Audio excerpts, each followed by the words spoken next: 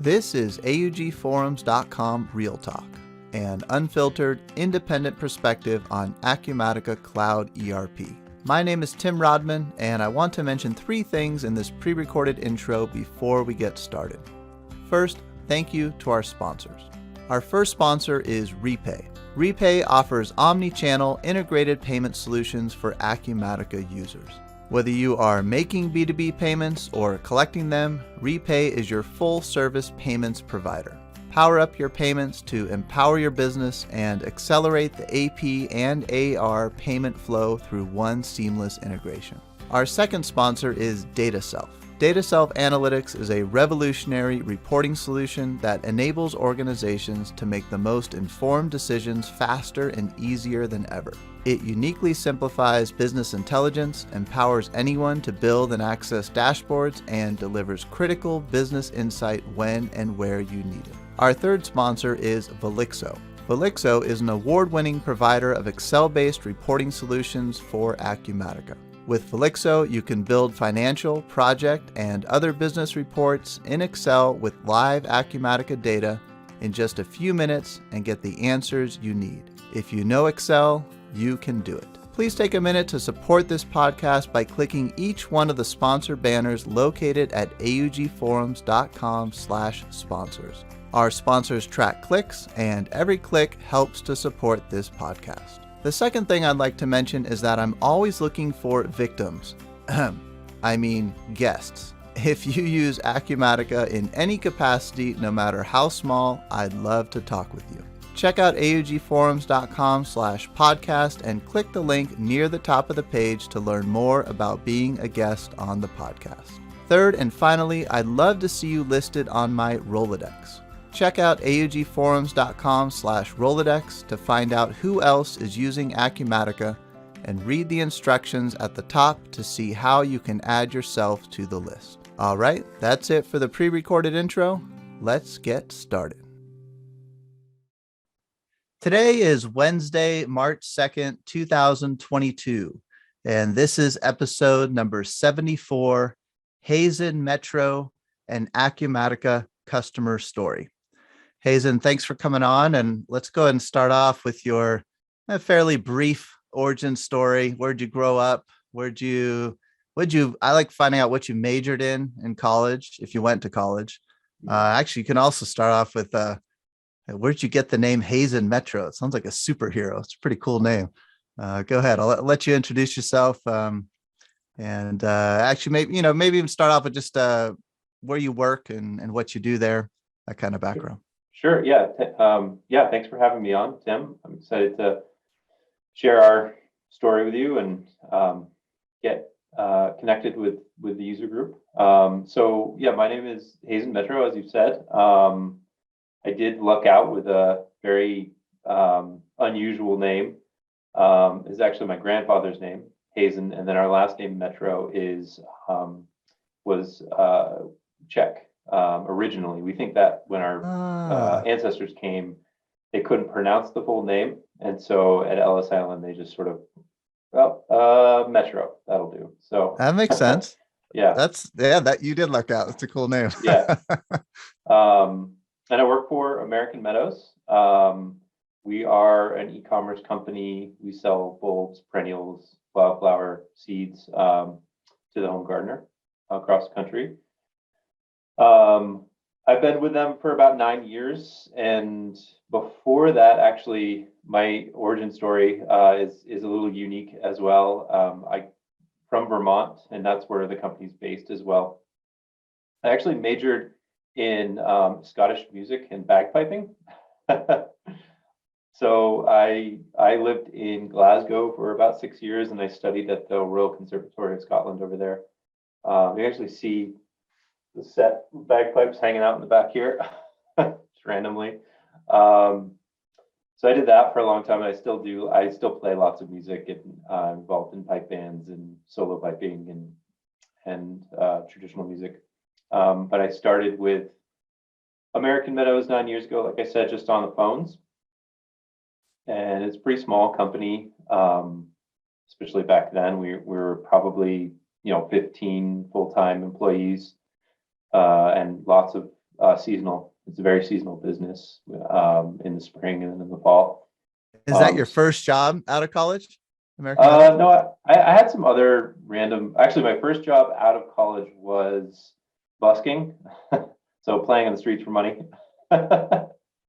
in Scotland, doing that, and then playing Indian weddings. So I did a lot of weddings and just basically full-time musician for a couple of years out of school.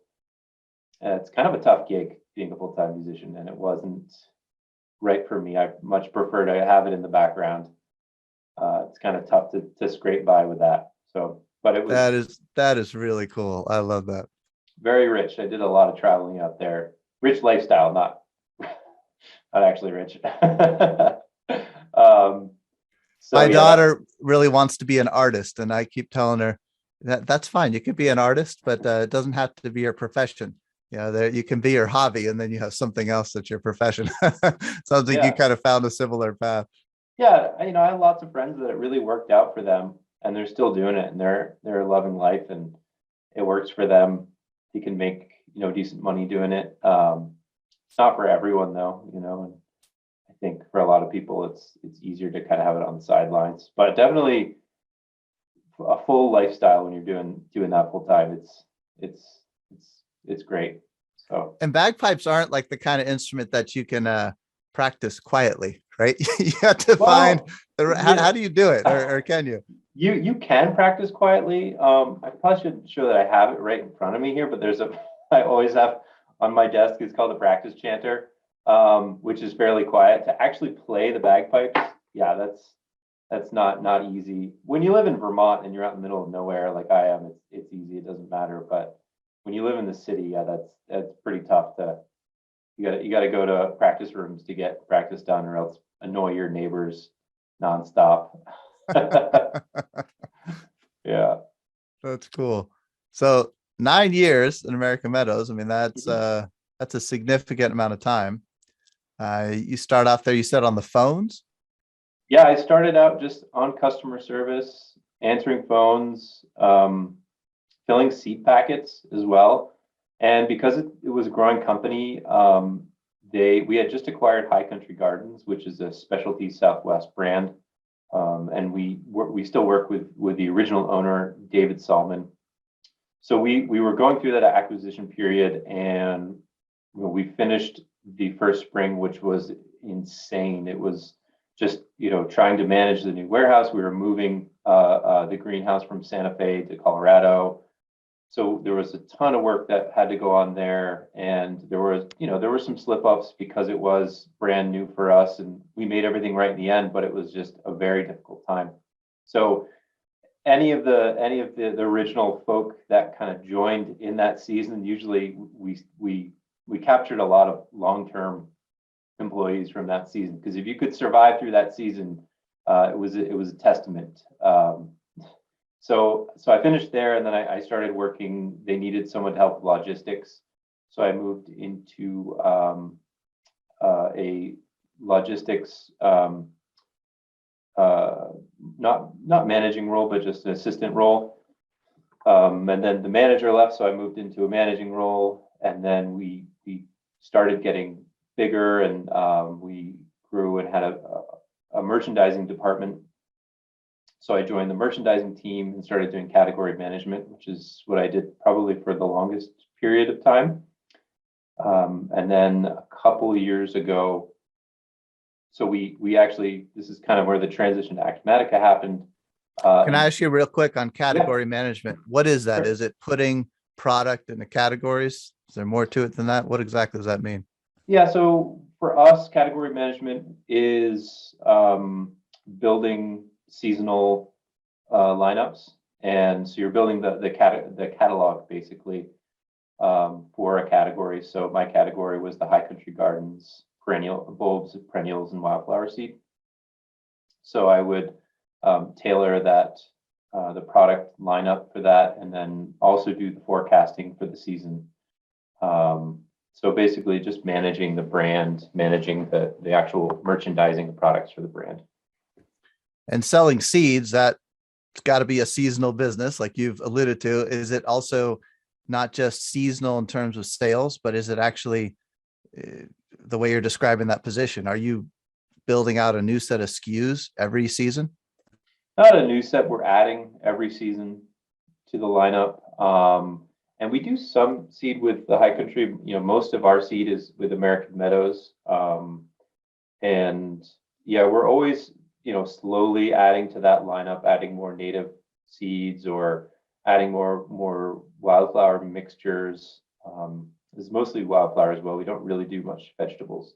And yeah, seasonal selling. We sell year round with seed though, because it's closer to a hard good in the way that it's you can receive it at any time of the year. So it's actually less seasonal than our perennial business, which is, all in the spring, all the shippings in the spring, all the shippings in that short window there, in a short window in the fall. And being a seed distributor, who actually makes the seed? How do seeds get mass produced? So we work with a couple of larger distributors across the globe, actually, and they work directly with the farmers. So they're contracting, I guess you could say, with farmers across the world.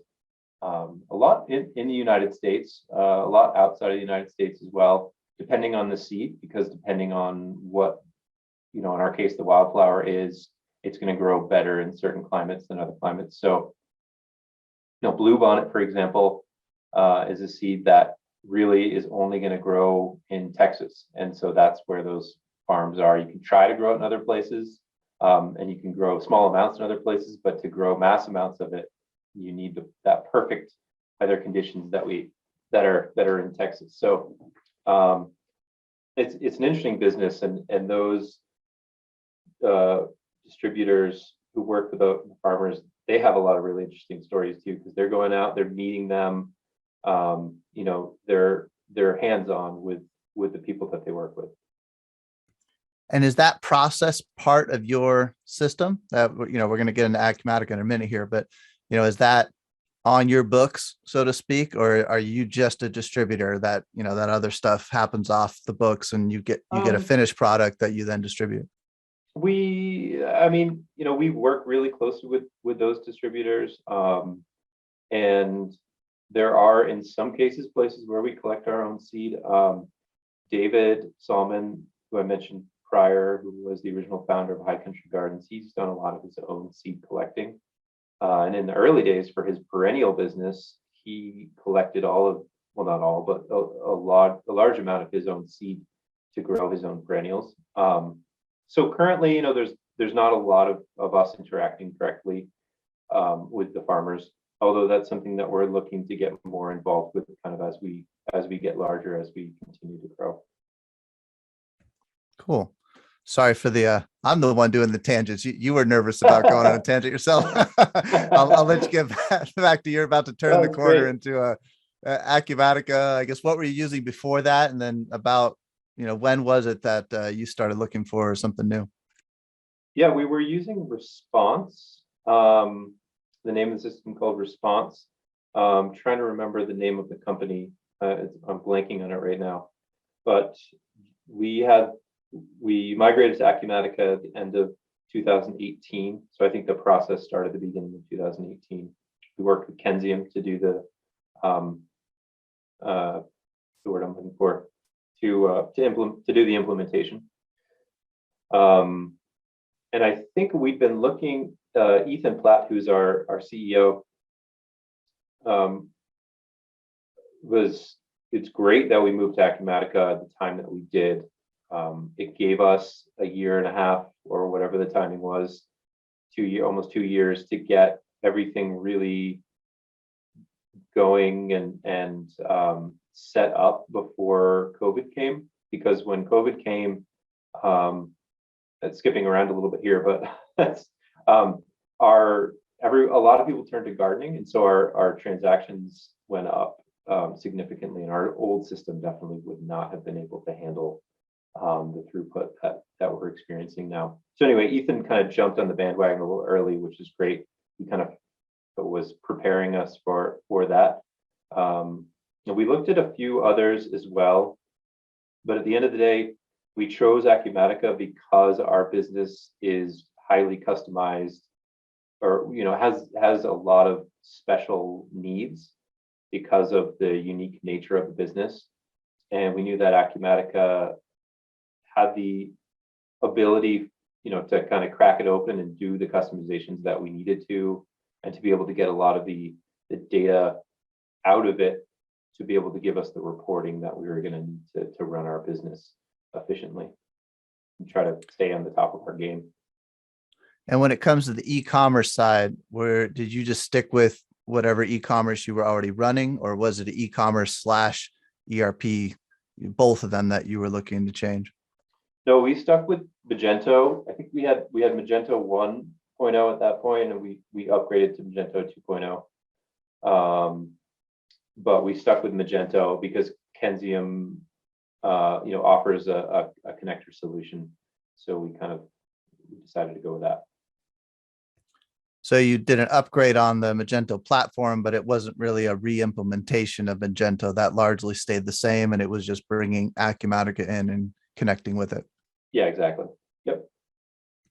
Yeah. And if you're able to, I always like asking just kind of general size of the business, ballpark annual revenue, ballpark number of employees, if you think it's okay to share that.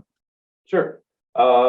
Yeah, full-time employees. Like I said, when we back 9 years ago, we were was like 15 full-time employees, and I think now, I don't even know now. It's hard because we're remote now a lot. Maybe in the 40s, 50s. So still not a massive company, but a lot of growth in the last almost 10 years.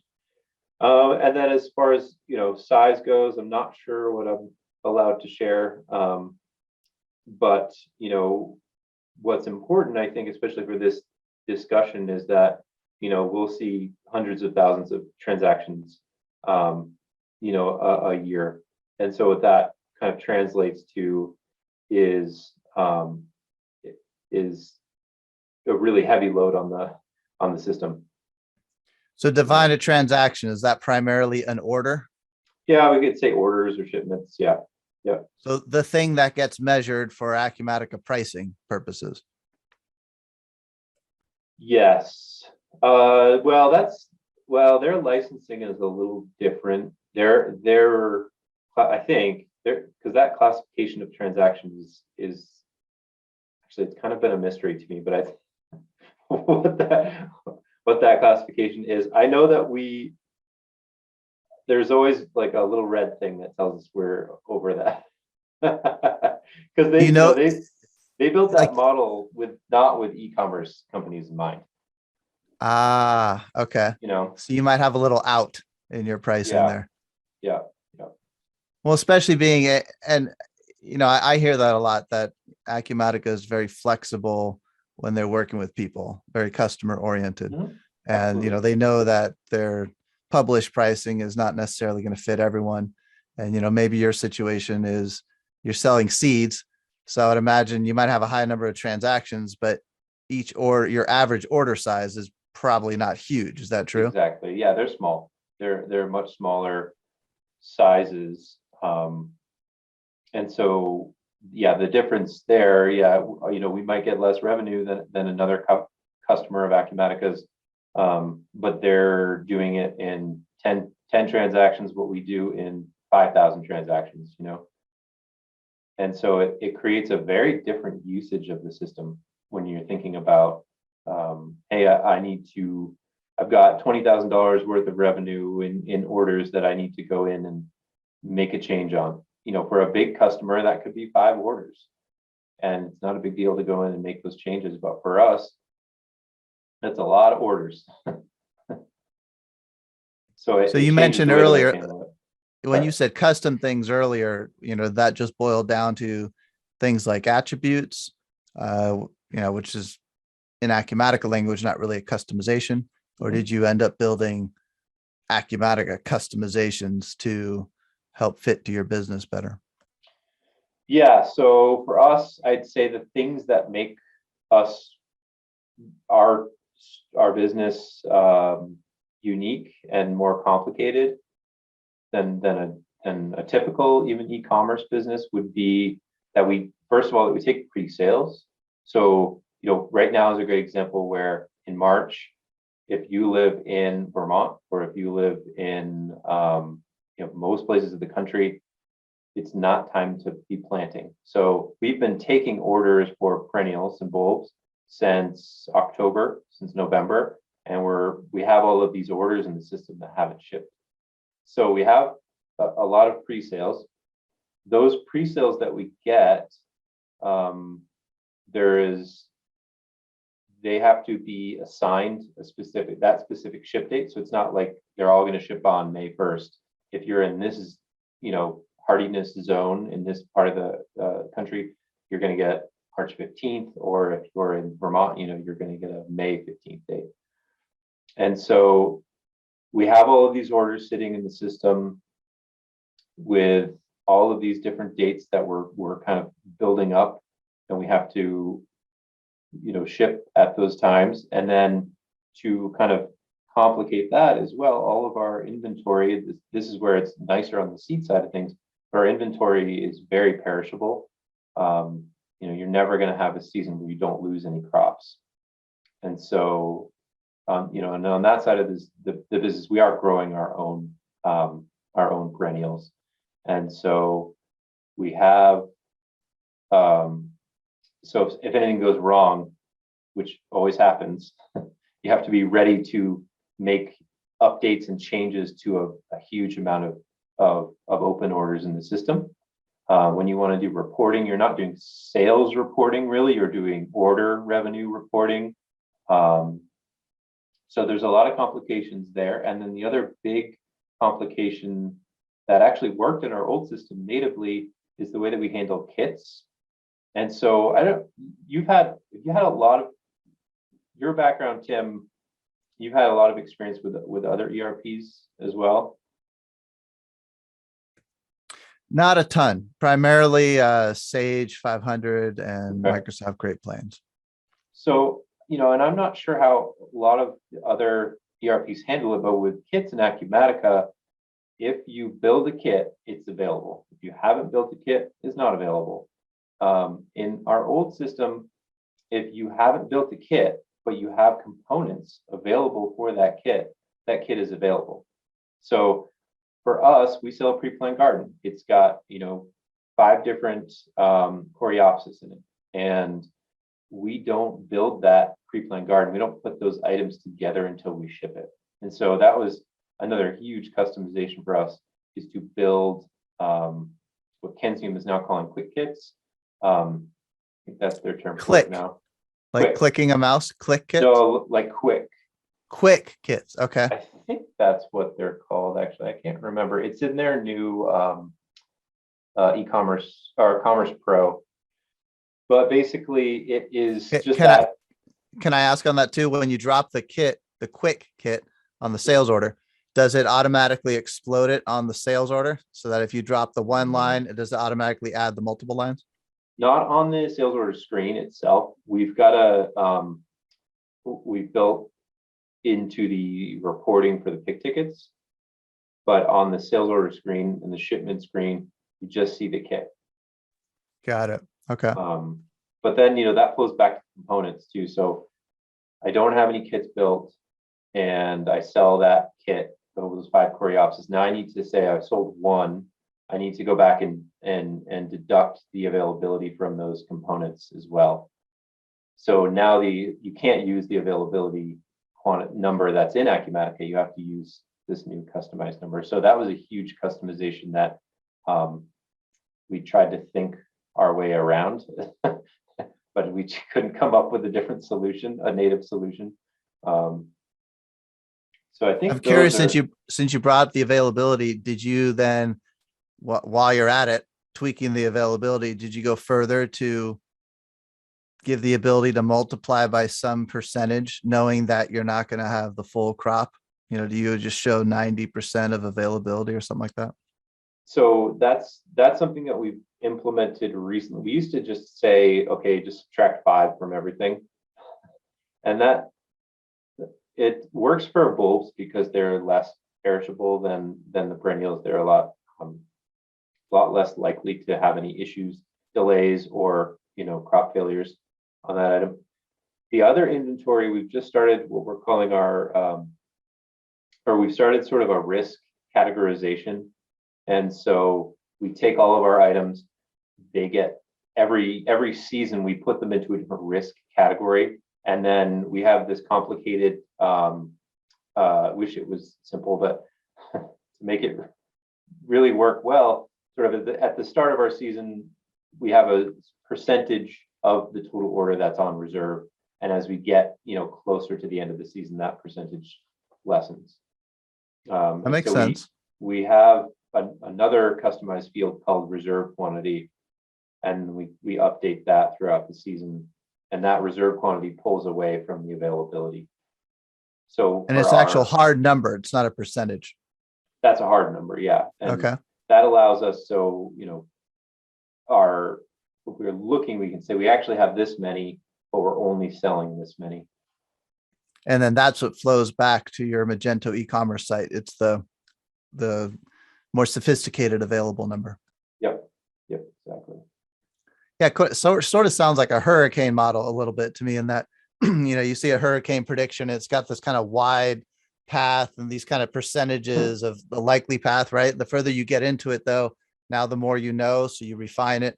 And it's exactly. almost like these bands or these time markers that you use to reassess and I don't know if forecasting is the right word, but reassess what you're expecting to happen. Yeah, exactly. And as well, on top of that too, those actual assessments will change, so as we get closer to them, something that was high risk, now it's on hand, or, it's shippable, it's looking good, it's come out of that. So now we lower that reserve weight, to the minimum number. And do you do a similar thing on the date side? Like you mentioned, you're selling stuff, pre-sale stuff, you're selling in October. They're going to get a date depending on, is it the latitude you're at? You get put in a certain category. Is that a date that could change? Is it tied to some kind of agricultural thing, or is it a pretty firm date? So it's called the Hardiness zone. It's like a USDA Hardiness zone. It's a well-known gardening classification, I guess you could say. But the dates are, for us, they're always kind of hard dates. There have been some years where we have had to change them because of, very different weather patterns. If we're getting really late snowstorms in certain places, we've decided to push those dates back. It's hard though, because it's for the zone, a zone 5, you could have like here in Vermont, and you could have a zone 5 halfway across the country. And so it's kind of hard to change those dates because it affects such a large portion of the country. So in general, we kind of keep that standard year over year. So you got changes you need to make to orders. And you mentioned earlier that it's something that happens. Did you end up, I could think of a few ways potentially. One would be like just doing a generic inquiry with the update feature and hoping it works. I find like half the time it works on a field, half the time it doesn't. I could also see you doing like an import scenario, just dump the data out, change it in Excel, re-import it back in, or build a screen, to make mass modifications across orders. Did you take one of those paths or a fourth path? Yeah, the third path. Okay. Yeah, we had Kensium build us, we call a couple of screens. There's a mass refund screen, and we have a order change process screen. And so it has sort of like, what do you want to do? Replace an item? Do you want to change a date? Do you want to rerun the date calculations? And then you pick your orders, and then you run the process. And we tied that to, we do a lot of reporting in Power BI. Ooh, I like to hear that. And so I pulled all of our open order data goes into this Power BI report. It kind of consumes it and it spits it out to be like, here's everything going on in the system right now. Here's all your in stocks. Here's all your oversolds. Here's all of your delays. So we have people monitoring that daily. And then if they get like, oh, we made a change on this item, here's a delay or here's an oversold, then they take that report, then gives them an export, And so they go into the file, they grab the export, and they bring that into this order change process screen that Kensium built for us. They dump that right in there, and then they just execute it, and that updates all the orders. Ooh, I'd like to hear more about that. What does it export, and how do you import that export into a screen? That's interesting. So it just exports an Excel document. So it'll give us like, here's the order number, inventory ID. Maybe if it's a date change, or a simple one is a replacement. So here's the order ID, here's the current item, here's the replacement item. And so it gives that as an Excel sheet. You take that Excel sheet, you go into the screen, and they built, so on that screen, there's the ability to import an Excel file, kind of like in a lot of places where you have, if you're doing like a purchase order, or if you're doing an adjustment, you can import, you can dump into the screen an Excel file. Yep. So it's the same thing that they built with this customized screen. So that dumps it, inventory ID, original item, replacement item, into this screen, and then you can process it. So it'll run through all the lines and update them. It sounds like an import scenario, but is the custom screen needed because there's more sophisticated logic that's happening during that update process? Yeah.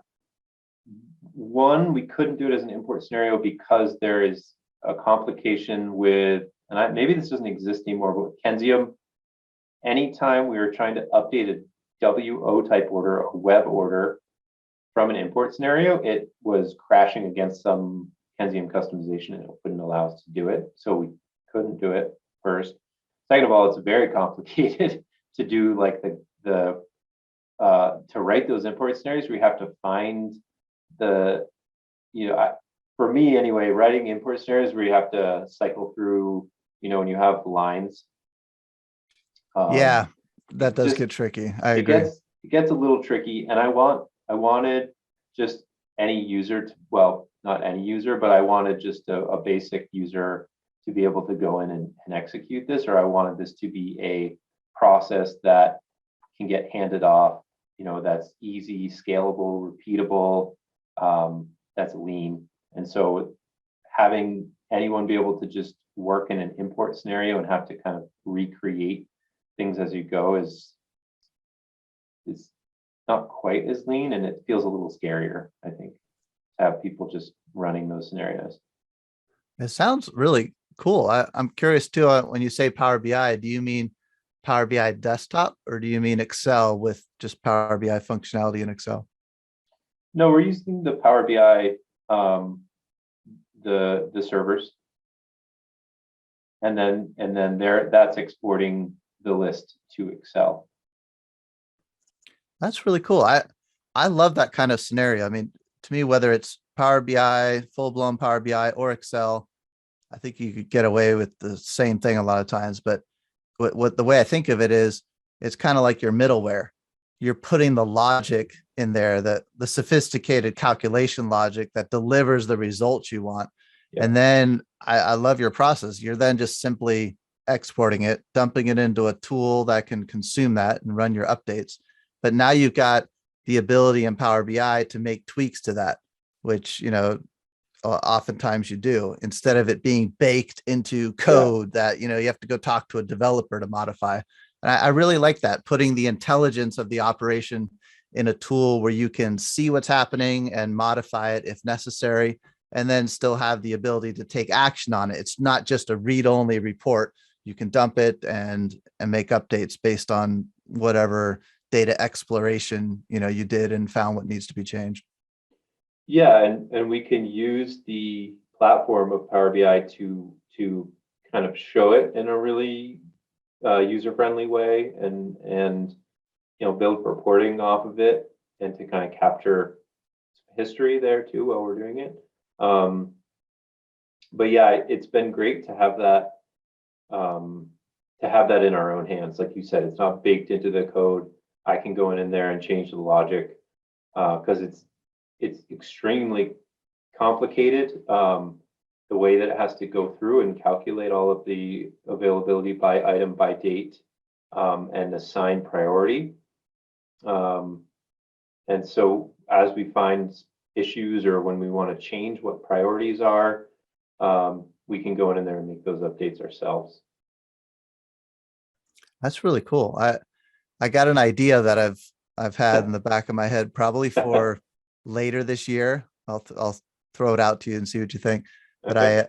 I spent probably start to finish about 2 months building an online video training course on generic inquiries and pivot tables. And the idea was, generic inquiries are something that people find out pretty quickly they should know how to use. And so I built a training course that kind of walks you through start to finish on getting used to using generic inquiries. But then, even once you kind of get the idea of the lay of the land and how to use them and how to build them, it all comes down to examples, right? So then on an ongoing basis, every week, I'm contributing new lessons to the course on specific examples of specific things. I've had this idea later this year, once I get that into kind of a regular cadence and that's moving along, to do a second course. And I don't think I can handle more than 2. I think 2 courses would be all I could handle, but a second course specifically on Power BI.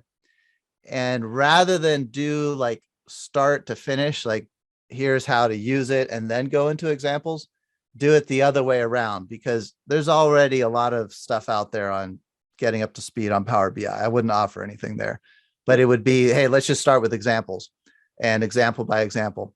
And what I would ask from people is, hey, does anyone have examples that they could share with me? I would take the examples and redo it on demo data, so it doesn't show your actual data. And then I would just go through Power BI examples that are actually being used in real companies. What do you think? It's an idea for later this year. Sounds like a good idea, or do you see any challenges with it? No, I think that's a great idea. And obviously it's natural extension from the generic inquiry step, because I assume that's how you plan pulling in using the OData connector to build those reports, right? That's right. Yeah. And I think what would naturally happen there as well is if you're going to show Power BI examples, you're going to have a set of generic inquiries that power those Power BI examples, right? So you could plug and play, but it wouldn't be pitching a list of reports. It would mainly be a training pitch, because I feel like you just dump a list of reports out there and, all right, what are these? But I would walk through what they are, how they're used, why things are done a certain way, be more of an educational offering. Yeah, it's I think use cases really important too, because it's sort of the question is why. Like, why would you or your company need to pull things out of Acumatica and show them in Power BI? And I think once you open up as you start looking at all the use cases and how you can connect other data sources, or you can calculate the data in ways that you can't do yourself, without having to do coding or without having to work with a partner to do customizations. And you start opening up those doors, and you can see that there's just so much opportunity to build efficiencies within your company, or to build better reporting, to kind of better steer your company. There's just there's so much out there. So I think that's great. And more. Let me know when you're doing that. I'm happy to help contribute to that. That'd be really cool. And since you mentioned like other data sources, are you pulling in industry data, agriculture, the type data, or is it just coming out of Acumatica right now? We connect. The other main data source for us is Google Analytics. So getting acquisition data out of Google Analytics, and then also connecting to our we connect to a MySQL database that we have, that we're kind of pulling in all sorts of other data. So, like, for example, tracking data is one that we're pulling in. So we've kind of built our own solution to be able to monitor the health of our customer shipments. So I've got a script that pulls through our carrier API, that goes out and fetches all of our tracking data every day. So it says, here are the new shipments, go track these. and it just continually tracks them. So then we pull that information back into our data warehouse, and then we go into Acumatica and we pull out all of our shipment information and we join that together in Power BI, and we have a view that shows us like, hey, everything seems to be shipping on time, or hey, something's going on, shipments are taking longer than expected. Let's go and find out where that's coming from and what the issue is there. That's really cool. And so you've been there 9 years and you're getting involved with all this data stuff now. Your official training for this was music. Did you do anything like official to prepare you for what you're doing now, or is this all just stuff you picked up use case by use case on the data side? I think it's just use case by use case and Googling the problem and then doing a little bit of work, doing some online training stuff as I go, but a little bit of that. And I think just when I was a kid, I was really into programming, very basic stuff. And I think that kind of prepped me for like having the mind of being able to follow those complicated threads, for the patience to be able to do that, but yeah, just really figuring it out as I go. That's really cool. I actually think it's a fairly common story. I mean, I've said this multiple times on this podcast that I personally feel like the more artistic your background is, the better prepared you are for ERP. I think, if you're got more of a computer science background, you're less prepared for ERP, in my opinion, at least on the business side. I'm going to put you another notch in that column of the more artistic you are, especially on the data side, and being creative with how you apply the computer to business challenges. I think it's actually a fairly common story for the people who are really good at it. Yeah, I don't think about it from that perspective, but I guess, you have to be creative a lot of the times, when we're looking at a challenge, especially in our business where there's, a small business, you have to wear a lot of hats, and then you're trying to solve a unique challenge. I guess you got to really kind of sit down and think it through and get a little creative sometimes. Or often. Maybe you have to go out in the woods and play your bagpipes for a little while to kind of open your mind to another possibility. Exactly. Yeah. What about other customizations that you had to do, or any other ISV products that you had to bring in? Yeah, trying to think. We work with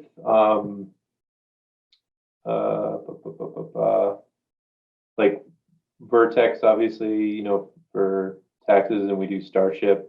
So we've had some other, and obviously all the Kensium connector customizations, feedonomics through them. We're connected with, trying to think.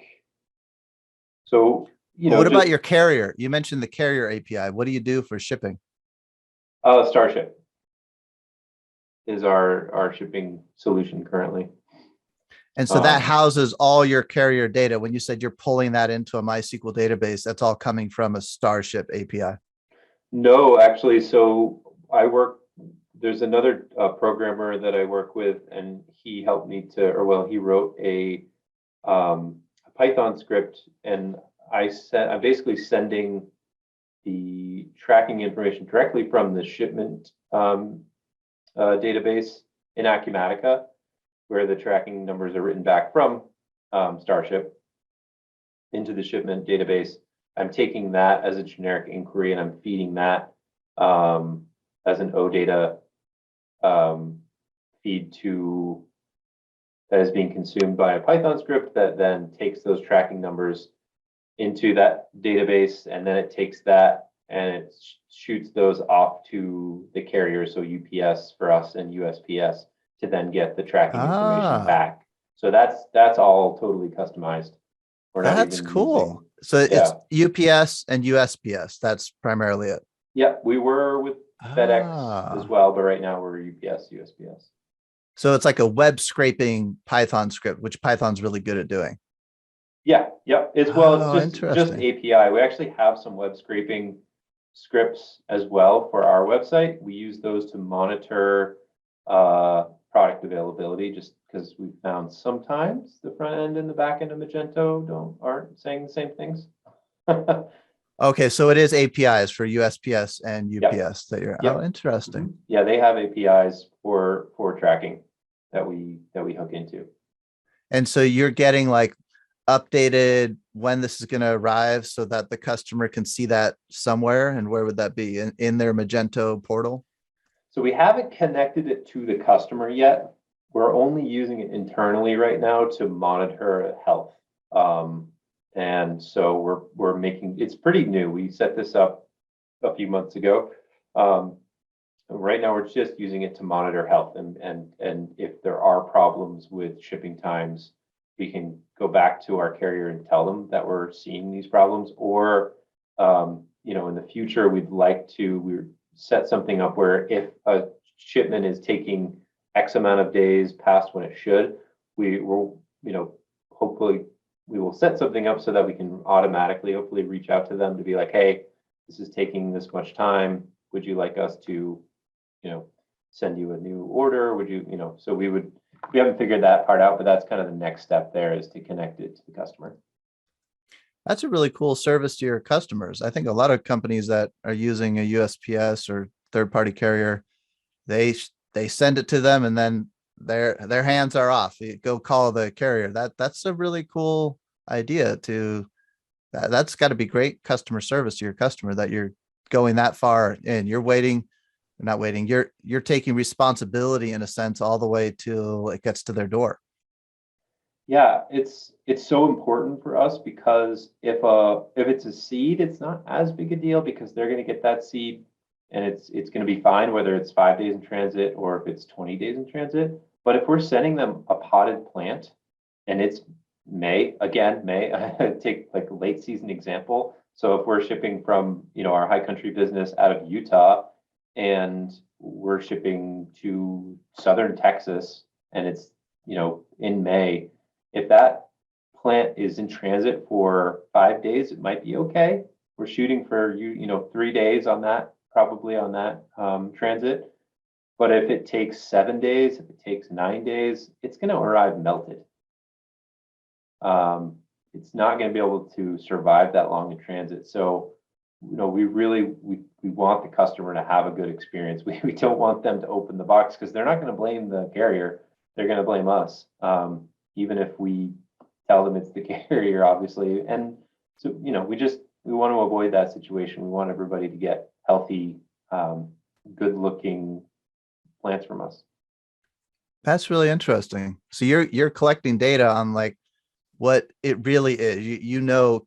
Between those two carriers, there are different shipping methods, whether it says 3 to 5 days or whatever it is, what some of them might be advertised right a lot better than they really perform, and other ones might be advertised closer to the way they actually perform, and you can better tell which ones to go with. That's pretty cool. Yep. Interesting. So you mentioned sales tax you're using. Let's see, what about future projects? Anything on the radar? It sounds like you've been on Acumatica for a few years. Things just kind of, it's mostly data analysis at this point, or is there other things that you would like to implement from a CRM standpoint? Any other projects on the horizon for you? My plate is always full of new reporting projects or new tools for the company. A lot of it with Power BI. So for me, there's a lot of fun projects coming up that we're working on right now. For Acumatica, we're going to be doing which version we're going to be doing an upgrade after our busy season. So that's another, it's one of those big, for us, it's a big project because of the amount of customizations that we have. I'm trying to think of something to share that like I said, a lot of it is going through and building new tools or reports through Power BI, and just kind of continually finding new ways to dig deeper on our business to make it more efficient, or to make us be able to run it more efficiently and analyze it. That's interesting. And you said you are including Google Analytics data in your analysis. And Yep. maybe you could talk, we got a few minutes left here. Maybe you could talk a little bit of how you connect the Google Analytics world to the hard order world, or is there something in between? Are you tracking leads, opportunities, or is it mainly just web to Acumatica? How do you connect those two worlds? It's mainly web, and it's a lot of device data or acquisition, channel type data. Where did the customer come from? Were they mobile? Was it desktop? Did they come from organic search? Did they come through kind of paid search? So it's connecting a lot of that data from Google Analytics. We have a couple of bigger Power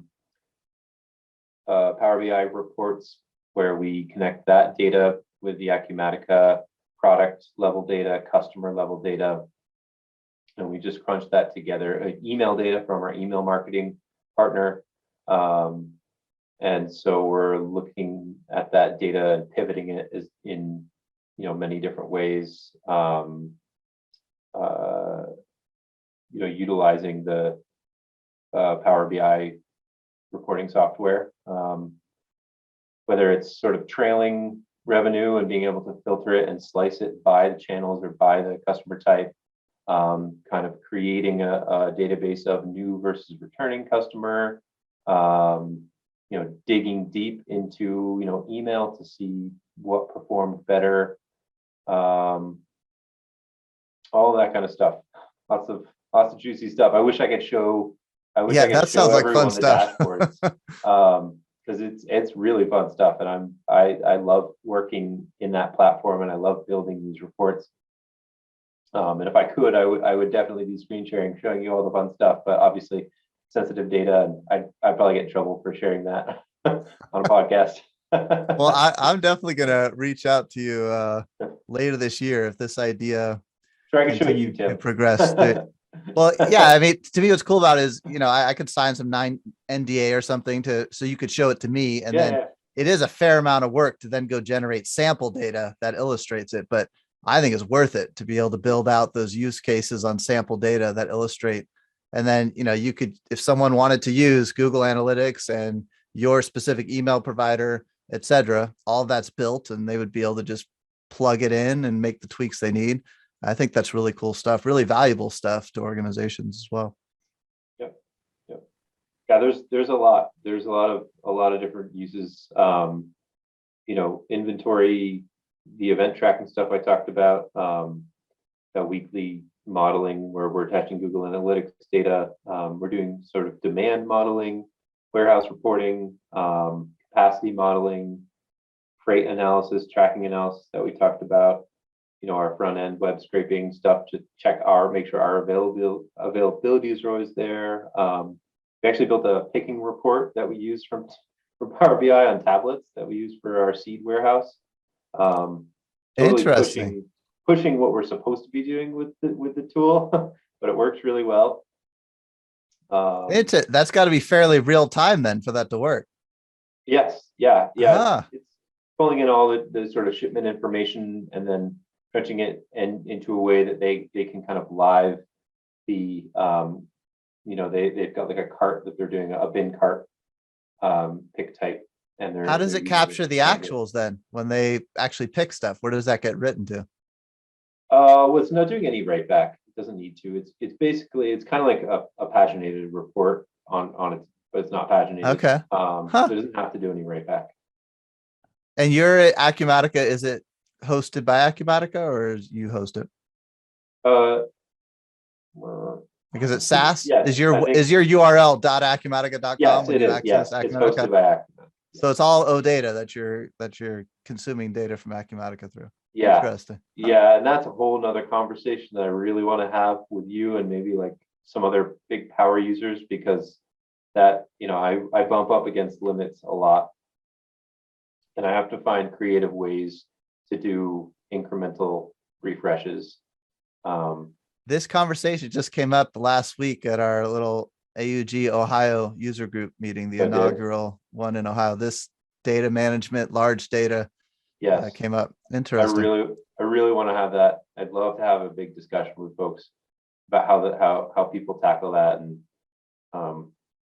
definitely what I find, and I know we're kind of running out of time here, but I think this is important with Power Query in Excel or Power Query in Power BI.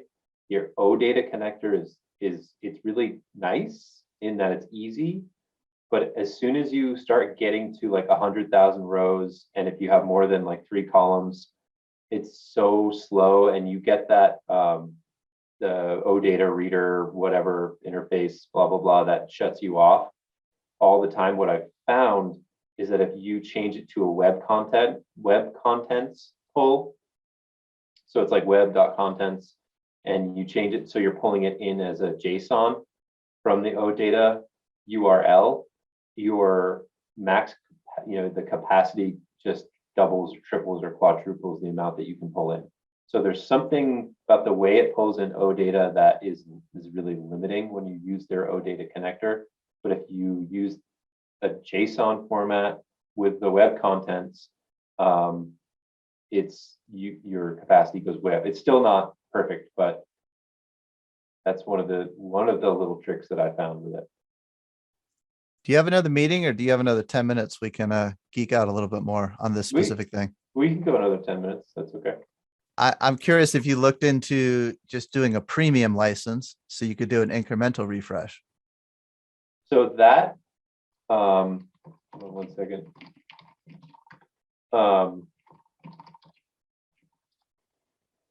So that, and this is where I'd be curious if anyone else, if this has worked for anybody else. I don't think it's possible even with the premium license. And I think, could be wrong, but I think the incremental has just been opened up to the pro user as well, or at the very least, I think premium per user, which is actually really affordable. That's the one I'm talking about, the $20 a month. Yeah. It's like from 20 to 40. So the pro user and then premium per user is the new one.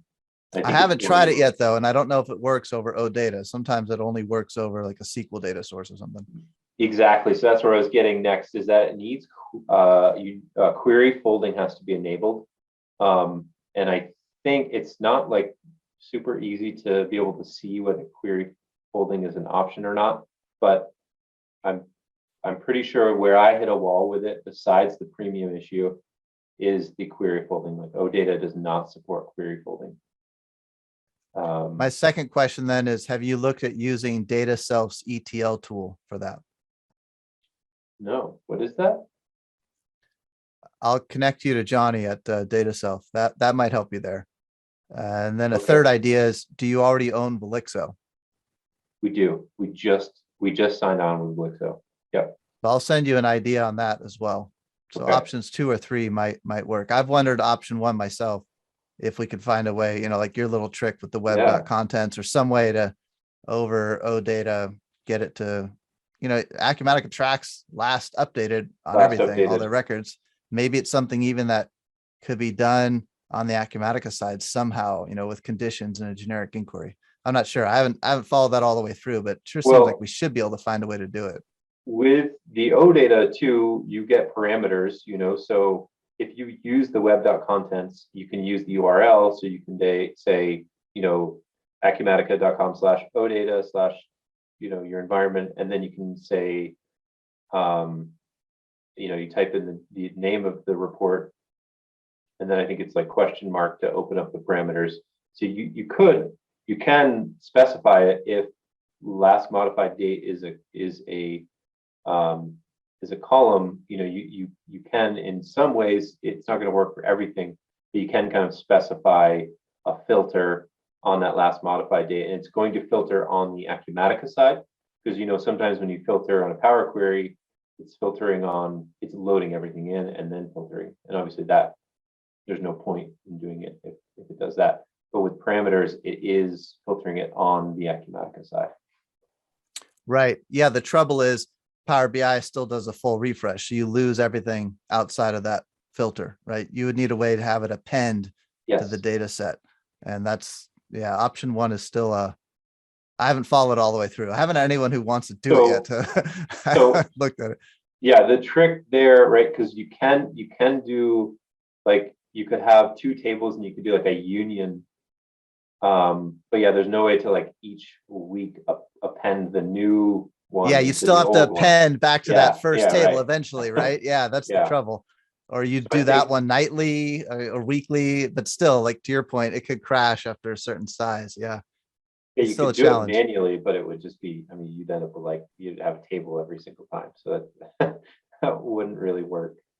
Well, I'll send you an idea on 2 and 3. I'm definitely very curious because of how deep you are into this stuff, um, to learn more from you about what's working and what's not. I'm Yeah, jealous that'd be that you great. get to do all that fun stuff. I love it. Yeah. Yeah. Well, hey, thanks for coming on. Thanks for going over.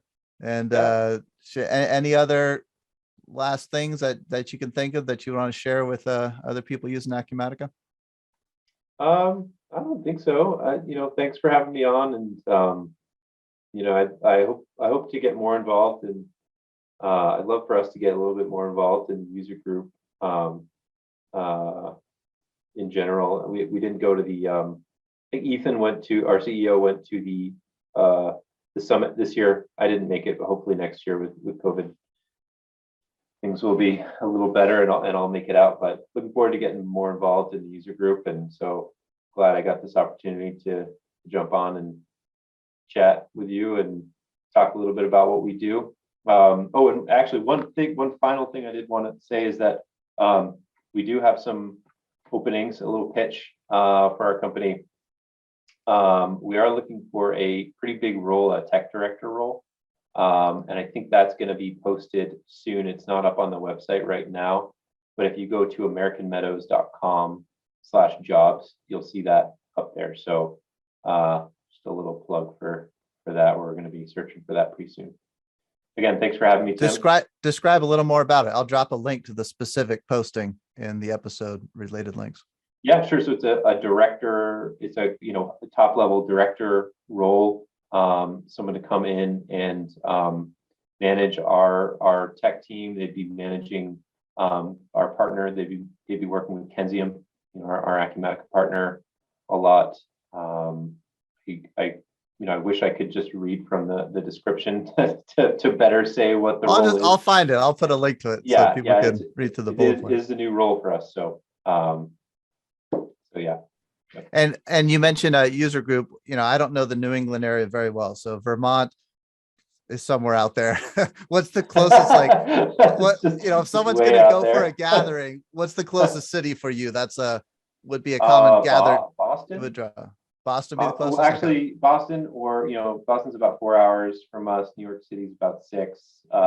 Montreal is actually closest. I don't know if there's one up there, but that's actually about an hour and a half from Burlington. So okay. Well, Gabrielle expressed interest in the Montreal user group. Maybe you could get yourself across the border. Oh, that's cool. He's due a visit to come down and see us as well, I think. So. Oh, very cool. Yeah. Well, hey, thanks again for taking the time today. Yeah, thank you, Tim. Appreciate it. All right. Well, that's it for now. We'll catch you on the next episode of augforums.com Real Talk. Thanks for listening and take care.